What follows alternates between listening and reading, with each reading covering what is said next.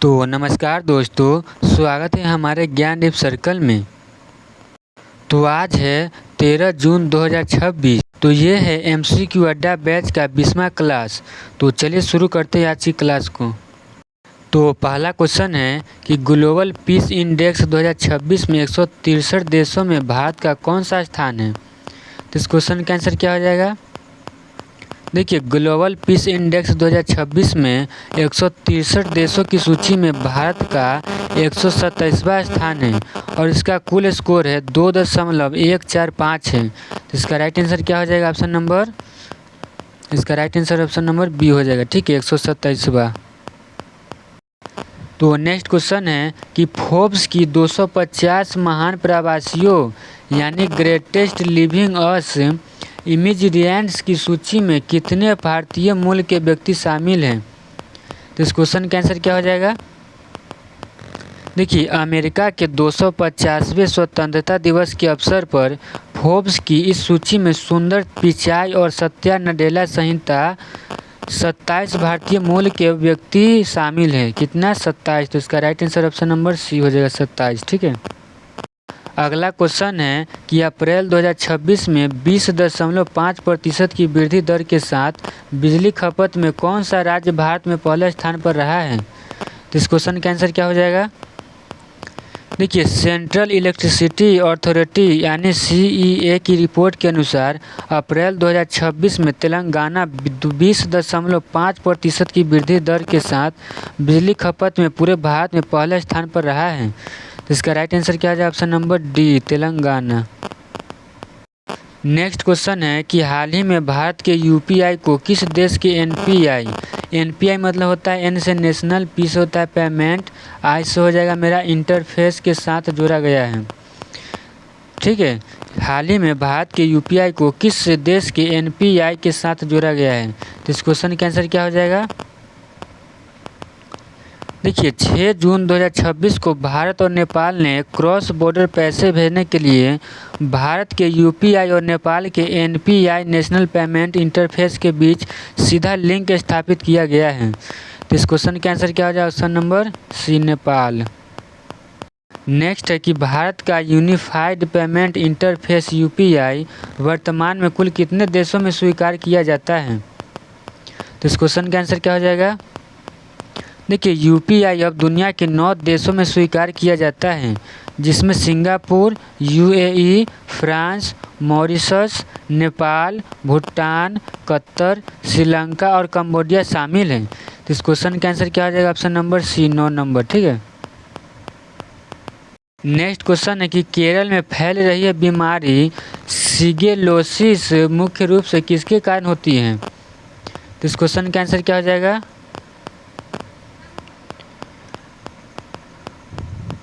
देखिए, शिगेलोसिस एक अत्यधिक संक्रामक बैक्टीरियल बीमारी है जो शिगेला बैक्टीरिया के कारण होती है।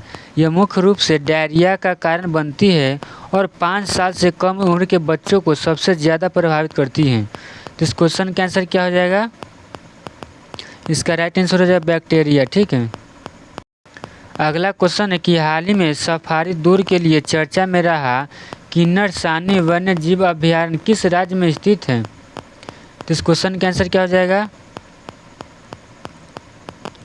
देखिए, किन्नर सानी वन्य जीव अभयारण्य तेलंगाना के भद्राही कोठागुडेम जिले में गोदावरी नदी के दाहिने किनारे पर स्थित है, जहां वन विभाग ने सफारी टूर शुरू करने की घोषणा की है। तो ये किस राज्य में है। तो ये तेलंगाना में। तो इसका राइट आंसर तेलंगाना हो जाएगा, ऑप्शन नंबर बी। नेक्स्ट है कि वन स्टेशन वन प्रोडक्ट यानी OSOP जिसे 2022 में लॉन्च किया गया था किस विभाग की पहल है। तो इस क्वेश्चन का आंसर क्या हो जाएगा। देखिए, one station one product OSOP भारतीय रेलवे की एक पहल है जिसे 2022 में ये शुरू किया गया था। तो इसका राइट आंसर क्या हो जाएगा। भारतीय रेलवे। इसका right answer option number A हो जाएगा। तो नेक्स्ट क्वेश्चन है, तो अगला क्वेश्चन है कि तिलहन किसानों की मदद के लिए ICAR द्वारा लॉन्च किए गए AI पावर्ड व्हाट्सएप चैटबॉट का नाम क्या है। तो देखिए, यह ICAR यानी Indian institute of oil seeds research Hyderabad द्वारा विकसित तिलहन किसानों के लिए व्हाट्सएप आधारित एआई यानी आर्टिफिशियल इंटेलिजेंस एडवाइजरी सर्विस है। तो इसका राइट आंसर क्या हो जाएगा? आइलसीड्स किसान मित्र। तो इसका right answer option number C हो जाएगा। अगला क्वेश्चन है कि जोगरेन रोग मुख्य रूप से शरीर के किन अंगों को प्रभावित करता है? तो इस क्वेश्चन का आंसर क्या हो जाएगा? देखिए, जोगरेन रोग एक क्रोनिक ऑटोइम्यून बीमारी है जिससे शरीर का इम्यून सिस्टम गलती से अपनी ही नमी बना लेती है। तो इसका क्या आंसर हो जाएगा? तो आंसू और लार बनाने वाली ग्रंथियाँ। तो इसका right answer option number B हो जाएगा। ठीक है। अगला क्वेश्चन है कि हाल ही में पुरातत्वविदों द्वारा अंगखोर थंब में 12वीं सदी के हाइड्रोलिक सिस्टम की खोज की गई है। यह प्राचीन शहर किस देश में स्थित है? तो इसका आंसर क्या हो जाएगा? देखिए, पुरातत्वविदों ने वर्तमान कंबोडिया में स्थित अंगखोर थंब के प्राचीन शाही महल परिसर में 12वीं शताब्दी के हाइड्रोलिक सिस्टम की खोज की है। तो किस देश में है? तो ये कंबोडिया में। तो इसका right answer option number D हो जाएगा। अगला क्वेश्चन है कि अंगखोर थंब किस प्राचीन साम्राज्य की आखिरी राजधानी थी?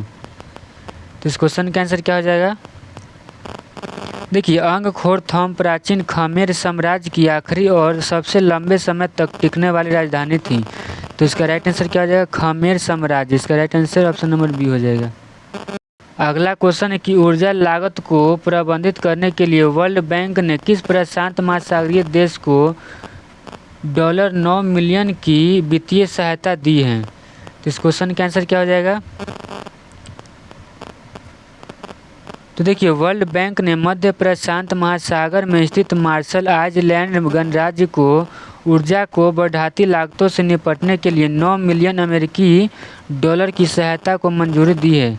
तो मार्शल आइलैंड हो जाएगा। इसका right answer option number C हो जाएगा। Marshall Islands. ठीक है, आइलैंड्स। तो नेक्स्ट क्वेश्चन है कि मार्शल आइलैंड्स की आधिकारिक मुद्रा क्या है? तो इस क्वेश्चन का आंसर क्या हो जाएगा?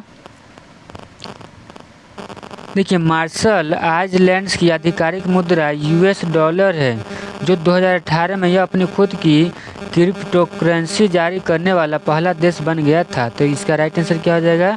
US dollar. इसका right answer option number C हो जाएगा।